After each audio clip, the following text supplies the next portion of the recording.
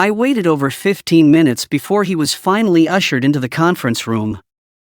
I'd met him once or twice before at staff Christmas parties and the like, when his wife would bring him, but he never really stuck out in my mind, so I can't say I really remembered him.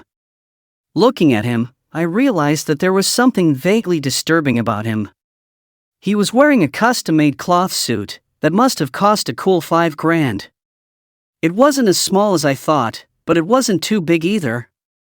He seemed neither young nor old, neither meek nor soft as I first thought, but he was not threatening either. I expected him to be shocked, maybe intimidated, but he didn't seem stunned, perhaps slightly surprised, but there was no amusement in his eyes when I looked at them. Taking a closer look at his face for the first time, I realized that it looked strange, perhaps threatening, or maybe just a little angry. And they were gray, not blue, green, hazel, or brown, but slate gray. The anger was only there for a second and quickly disappeared. For some reason, perhaps instinctively, I realized that maybe things weren't going to go the way we expected. I wanted to try to remain professional, at least as much as I could, considering the reason we were here was because his wife was having an affair with my boss, and our firm was representing her in the divorce. I didn't like doing this, but I knew that doing a good job here would go a long way toward getting my boss's support at the next partners meeting, and I was willing to destroy this man if necessary. I was slightly surprised that he agreed to the meeting, and even more surprised when he showed up alone, without a lawyer. "Mr. Smith, as you know, we are representing your wife in her divorce suit against you. We thought maybe we could come to some kind of agreement privately, instead of fighting this in court. Are you sure you don't want a lawyer present?" He just looked at me politely. "No need," he said, "there's really nothing to dispute here. There were only two of us in the conference room, he and I. His wife decided not to attend the meeting, at least at first. Do you mind if I record the meeting?" I asked him. "Of course, be so kind," he said, taking a small object from his pocket, which I assumed was his own voice recorder, and placing it on the table. "Okay, first of all, the financial report you gave us is completely inadequate. You do not list any assets, house, car, bank accounts, nothing is listed here." He just sat and looked at me. "You don't have an answer?" "Sorry, was that a question?" It sounded like a statement that did not require an answer. "Why isn't the house included in the list of assets? In this area, they start at $5 million and grow quickly. The house doesn't belong to me, it belongs to a friend. I just live there. Your wife was under the impression that it belonged to you. She said she was with you when you bought it." "Yeah, well, I was under the impression that she was in love with me, and we can see how that turned out. It seems that we were both under the influence of a series of false impressions. You understand, Mr. Smith, that concealing assets is a crime, and if you file this financial statement in response to our complaint, and it turns out to be false, you will be prosecuted." He didn't seem worried at all. I always watch my steps in any negotiations, and for that matter, his eyes returned to their slightly surprised expression. I almost got the impression that he enjoyed it. "I guess, Jim, by the way, can I call you Jim?" "Yes, okay. I'm assuming you researched the owner using court records and found that the house was owned by a corporation. This corporation is owned by a friend of a friend, who allows me to stay in the house. So, as you can see, this is not my property." "Yes, we checked. The house is owned by a shell company, which is owned by another shell company, which is owned by another. We haven't traced it all the way yet, but I'm willing to bet that at some point, we'll be able to trace it back to you. You know, if I were a bettor, I would be happy to take your money. I think if you trace back far enough, you'll find that a friend of mine, a retired older gentleman who bought it for investment reasons. And could you tell me his name?" "Actually, no, I don't know that. I'm sure if you put in enough time and resources, you can track him down, but try not to irritate him while doing so. It was never a good idea. But I know he lives in Colombia. He let the word hang there. People from Colombia who have $5 million to $10 million to buy a house for someone else should never be annoyed. Okay, let's leave the house for now. What about cars? Your wife lists 14 different cars, including 2 Rolls, a Bentley, 3 Shelby Mustangs, a Jaguar XK120, and an assortment of what she calls everyday cars, including a Ferrari. And yet, I don't see any of this in the list of assets. In fact, if my wife bothered to check, I don't have a single car.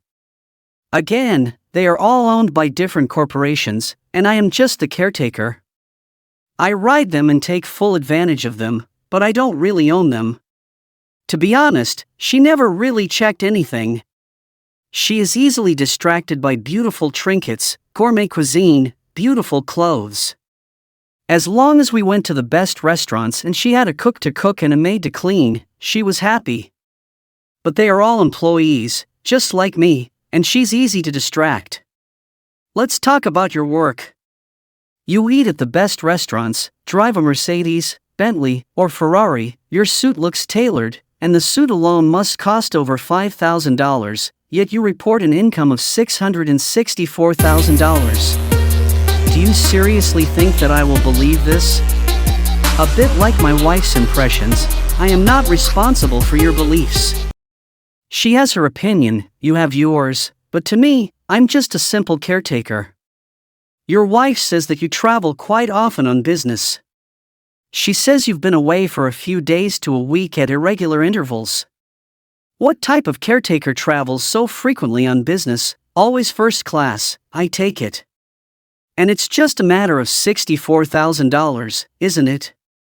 But the question for you is, do you really want the answer? His eyes hardened, and the amusement disappeared. Suddenly, I didn't need an answer, and I wanted nothing to do with this sad matter, but my course was set, and I couldn't change it now. If I want to? Maybe not, but my client and my boss will insist that I get it.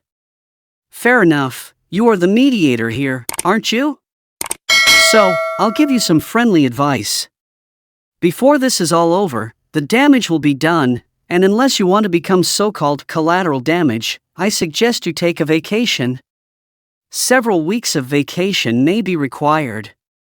Have you ever seen a cat play with a mouse? What the cat is playing with the mouse, be careful. You see, the cat knows what the mouse is going to eat, even the mouse figures it out eventually, but the cat keeps letting it run away, and the mouse keeps running away, even if the mouse knows it is dead, it still tries to stay alive. But this never happens. What does this have to do with your work? His eyes suddenly hardened. No, not a stone. The stone is not cold enough. I even felt the cold in the room. I'm just getting to this point. You see, I work for an interesting group of businessmen in a related and competing business. Sometimes they compete, and sometimes they cooperate and form alliances. Together, they form what I guess you would call a cartel. Nowadays, on a fairly regular basis, people appear who, for one reason or another, need to be taken care of. Those that ordinary people cannot take care of for one reason or another, too protected, too visible, too dangerous for the average caretaker. So, they use my services. I care about people who need care, like your boss. He needs to be taken care of. He is a mouse who has not yet realized that he is already dead and is simply allowed to run around the room a little. Do you understand that I am recording this? Listen, please. What he pointed to the recorder. Listen, he repeated. I clicked stop, made a backup after a few minutes or so, and clicked play. White noise was coming from the built-in speaker. He picked up the device he had previously placed on the table. Convenient, isn't it? Jams AVCRs and audio devices within a 500-foot radius. He reached into his jacket pocket, pulled out an envelope, and handed it to me. This is a death certificate, duly executed. John Smith died and left no inheritance, so there is no need for a divorce. The body was cremated. She won't get anything. Tell her to run away from me. I won't look for her. I don't have much feelings left for her, but if I bump into her, she'll die. She has 12 hours to bury herself somewhere. Tell your boss that he is a mouse, and the cat is playing with him. When the cat is finished, he will die. He can run, he can try to hide, but he is already dead. If she is with him when I come for him, she will die with him. Tell him that if he makes it easy for me, I will do it quickly, but if he resists, I will do it slowly and painfully. Tell him that I hope he has the courage to try to fight, as I prefer to do it slowly and painfully. I suggest you take this week off. Hardly will it take longer. He stood up, shook my hand, and left.